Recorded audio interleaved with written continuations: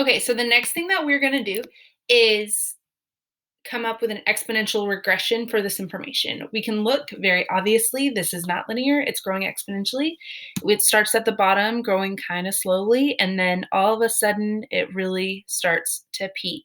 And this is, this dot up here is March 18th, so that was just a few days ago. In order to do the regression, we're going to type down here into line 2, so you just click on it, and we're going to type y1. Okay, when you type y and then the number 1, it automatically puts 1 as a subscript down below, so you don't have to try to figure out how to do that. After we do that, we're going to hit this key. It's like a little squiggly line. You hit shift and then the number that's next to 1 on your keyboard.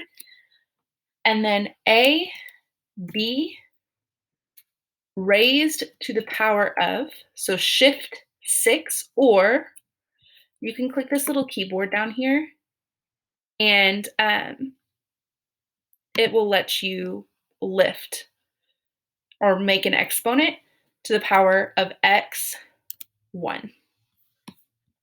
Okay, this does exactly what our calculator did for us.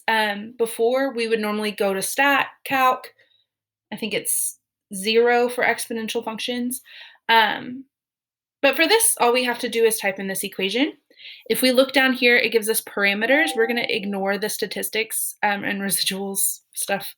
We're going to look down here at parameters. This is telling us that in order for this line to be created, they had to make A equal 15.1226 and B equal 1.17348. So if I were to go right below here and try to write that equation, so remembering that our exponential function looks very similar to this, we're going to write y equals, and instead of A, I'm going to type that 15.1226